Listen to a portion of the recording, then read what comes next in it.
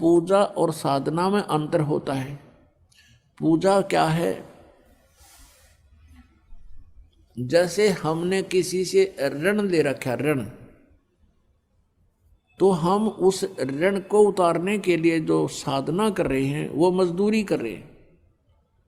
तो हम जिसका ऋण देना है उसकी पूजा नहीं करें, हम तो उसके को अपना पैसा उतारने के लिए उसको अपनी मजदूरी करें। अब जैसे हमने पुणात्मा, जैसे आप जी ने सेब खरीदनी है, सेब, अब उस सेब को कैसे प्राप्त किया जाए? सबने पता, सेब है मार्केट में मिल रहा है, लेकिन जेब में पैसे नहीं है तो मार्केट में कैसे मिलेगी? अब ये भी ज्ञान हो गया कि सतलोक में सतपुरुष है और वहाँ पर सारा सुख है, तो वो वहाँ पहुँचेंगे कैसे? वो भक्ति धन चाहिए। जैसे हमने सेब खानी है, सेब के गुणों का ज्ञान हो गया, और वो कहाँ मिलती है? मार्केट में या मंडी में या कहीं बाजार में मिलेगी। तो कैसे मिलेगी? पैसे से मिलेगी। तो पैसे के लिए हमने क्या करना पड़ेगा? कोई मजदूरी कर या कोई और धंधा कर, फिर पैसे इकट्ठे कर और फिर सेब प्राप्त कर, वहाँ जाकर मार्केट में जाते मिलेगी फिर तो। और जेब में पैसा नहीं है तो घूमे जा, वहाँ पर सेब भी रखा है, कोई ना दे तुझे उठा करके। तो ऐसे ही हमने सतलोक जाना है, तो हमारा उद्देश्य जो था, पूजा सेब की थी, सेब की पूजा थी, लेकिन मजदूरी कहीं और कर रहे थे। तो हमने पाना है परमेश्वर कबीर देव, सतलोक पाना है, वो हमारी सेब है और मजदूरी ये है। अब ये मजदूरी बताई है ओम तत्सत मंत्र की, और जो प्रथम मंत्र आपको दिया जाता है ये इनकी पूजाएं नहीं है, ये भी मजदूरी है उस सेब को खाने, सेब को पाने की, परमेश्वर तक जाने की। यानी हमारे शरीर के अंदर इन भगवानों का जो है ना अपना अपना महकमे के अनुसार इनका हमारे ऊपर ऋण है, और इन मंत्रों की मजदूरी करके हम इनका ऋण चुका देंगे। फिर ये हमने नो ड्यू सर्टिफिकेट दे देंगे, NOC, और जब इनसे NOC मिल जाएगी तब हम त्रिकुटी की तरफ जा सकते हैं, अन्यथा नहीं जा सकते, क्योंकि ये हमारा शरीर है। एक ब्रह्मांड जो है, एक ब्रह्मांड में जो भी व्यवस्था हो रही है उसी का ये एक इस शरीर में व्यवस्था है। जैसे टीवी में चैनल होते हैं, टेलीविजन में चैनल होते हैं, तो ऐसे हमारे शरीर में चैनल बने हैं। ये बैकबोन जो है, रीढ़ की हड्डी, बैकबोन, इसके अंदर की साइड में एक बिल्कुल साथ साथ चिपकी हुई आंतड़ियाँ सी बनी हुई है। नीचे जाओ, यहाँ बैकबोन, ये रीढ़ की हड्डी समाप्त होती है नीचे गुदा के पास, तो इससे 2 उंगल ऊपर इस रीढ़ की हड्डी जहाँ एंड होता है, इससे 2 उंगल ऊपर एक मूल कमल है, और मूल कमल में गणेश जी का अधिपत्य, उसका ऑफिस है, ये समझो। और उसकी ऑफिस का जो ऋण हमने उतारना है उसकी मजदूरी अलग बता रखी है, मंत्र आपको दे रखे।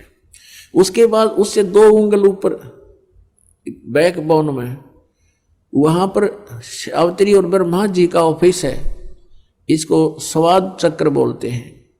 उससे ऊपर जो नाभि आपकी सुंडी है, नाभि, इसके बैक साइड में बैकबोन के साथ में ऐसी आंतड़ियाँ सी चिपकी हुई हैं, उसमें 8 पत्ती का कमल है, और जो ब्रह्मा जी का है वो 6 पत्तियों का कमल है, और गणेश जी का है वो 4 पत्तियों का कमल है।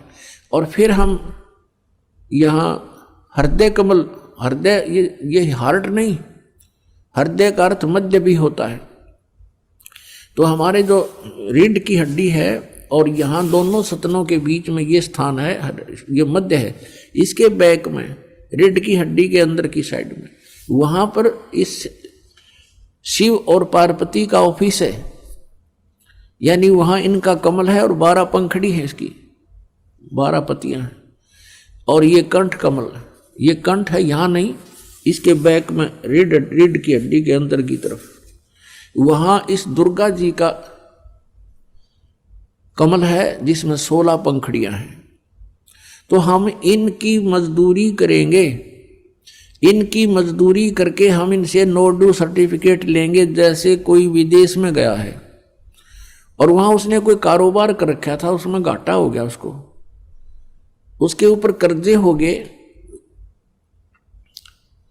उसका जो है कर्जा हो गया, और उसने जैसे कनेक्शन ले रखा बिजली का, कनेक्शन ले रखा था टेलीफोन का, कनेक्शन ले रखा था वाटर सप्लाई का, और भी बहुत से, तो वो सभी सुविधाएं उसकी बंद होगी, क्योंकि वो निर्धन हो गया, उसके पास पैसा रहा नहीं, क्योंकि उसकी साधना ठीक नहीं थी, उसकी भक्ति, वो उसकी जो फैक्ट्री चली नहीं जिस किसी भी कारण से।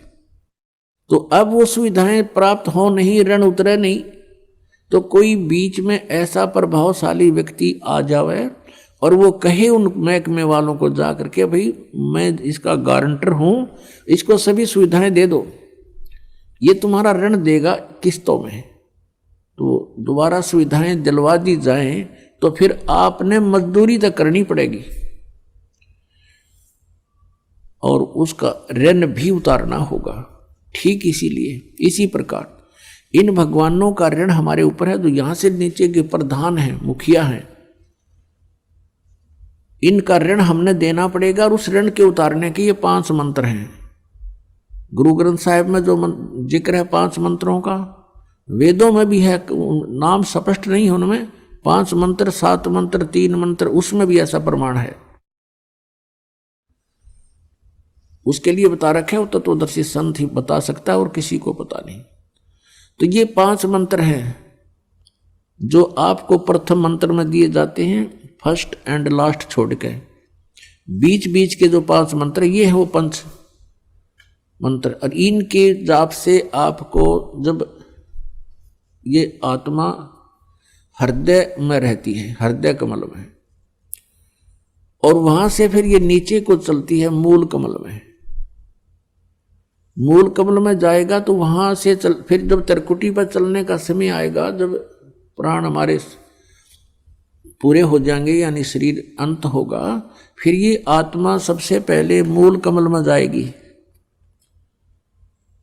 और वहां इसका नो ड्यू सर्टिफिकेट तैयार पाओगा, क्योंकि इसने उसका कर्जा उतार रखा है भक्ति साधना मजदूरी करके। फिर ये पहुंचेगा दूसरे स्वाद चक्र में।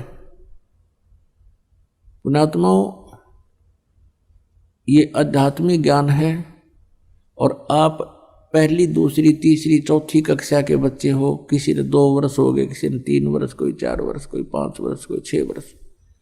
इस आध्यात्मिक ज्ञान को समझने में बहुत समय लगेगा, तो धीरे धीरे, क्योंकि एक दिन में तो नहीं समझ पाते, धीरे धीरे समय समय पर ये सब सत्संग के माध्यम से प्रवचन किए जाते हैं, और सत्संग के अंदर एक विशेष ध्यान रखा जाता है कि प्रथम कक्षा के बच्चे भी होते हैं जो पहली बार आए हैं, तो सभी प्रकार के डोज देनी पड़ती है ताकि सभी को सहारा मिले, विश्वास दृढ़ हो, भगवान में रुचि बने आपकी। तो पुण्यात्मा, इस काल ने हमारी सारी व्यवस्था ऐसी बना रखी है, निरे पाप हों, तो इस प्रकार हम संतानों उत्पत्ति करते हैं। वो ब्रह्मा जी के ही विभाग में आती है, तो उसके अंदर हम बहुत वेस्ट करते हैं, अपना शक्ति को बहुत वेस्ट होती है, तो वो कर्जा और ऋण बन जाता हमारे ऊपर। तो फिर इन मंत्रों के जाप से जब हम ब्रह्मा जी के वहाँ जाएंगे, तो फिर वो उस मंत्र के जाप से उस सभी पाप जो हमारा लोन हो गया था, हमारे वेस्टेज होगी थी, उसको वहाँ वो इस मंत्र से आपकी स्टोर होएगी, रीस्टोर होएगी, तो वहाँ वो हमें मुक्त कर देगा। फिर हम जाएंगे विष्णु जी के उस दरबार में, वहाँ भी फिर हमारा यहाँ नो ड्यू सर्टिफिकेट मिलेगा, क्योंकि आप उसका मजदूरी करके ऋण उतार चुके होगे। फिर आओगे हृदय कमल में, और वहाँ फिर आपको वो मंत्र दे रखा है, उसके जाप से आप वहाँ से बरी हो जाओगे, वहाँ से नो ड्यू सर्टिफिकेट आपका तैयार पाओगा। और फिर कंठ कमल में आओगे, वो दुर्गा जी का भी आप मजदूरी करते हो, जाप करते हो, तो फिर आप यहाँ से लेकर यहाँ तक अब साफ हो गए। इस प्रथम मंत्र से आपको यहाँ तक आने में सुविधा हो जाएगी, यानी यहाँ तक। अब यहाँ से फिर त्रिकुटी पर पहुँचना है। इन मंत्रों के जाप बिना और नीचे वाले भगवानों का नो ड्यू सर्टिफिकेट लिए बिना, नीचे वाले प्रधानों का आप त्रिकुटी पर नहीं जा सकते लाख जन्म भी। और जो ये नकली पंथ बतावे हैं कि साढ़े गुरु जी तक बताते हैं कि सीधे त्रिकुटी पर ही पहुंचना हमने तय, हम तो सीधे त्रिकुटी से साधना शुरू करते हैं, नीचे वाले का हमने कोई लेना देना नहीं। ये है बकवाद, ये है लोकवेद दंत कथा मूर्ख बनाने वाली। त्रिकुटी कोई बरवाड़े का बस स्टैंड नहीं है, पैदल पहुंच जाओ, चाहे कोई साइकिल पर जाओ, चाहे वैसे चला जाओ। ये बालकों का खेल नहीं है, मनुष्य जीवन को बर्बाद करना कोई समझदारी नहीं है।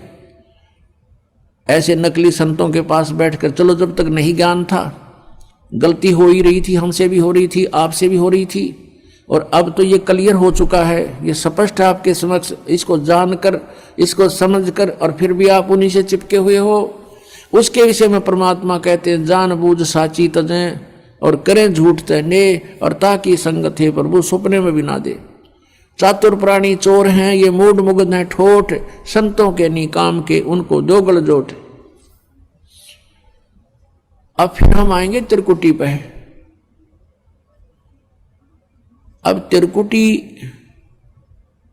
एक इंटरनेशनल एयरपोर्ट जानो, अंतर्राष्ट्रीय हवाई अड्डा जैसे पालम का है हिंदुस्तान में, दिल्ली में पालम, तो वहाँ से सभी देशों को फ्लाइट जाती हैं, और वहाँ एयरपोर्ट पर यानी त्रिकुटी पर पहुँचने से पहले हमारा टारगेट होता है कहाँ जाना है। वहाँ तो जाकर टिकट लेनी होती है या पहले बुक करा रखी होती है, पासपोर्ट पहले बनवाना होता है, और उस देश का नो ड्यू सर्टिफिकेट आपके पास होना अनिवार्य है।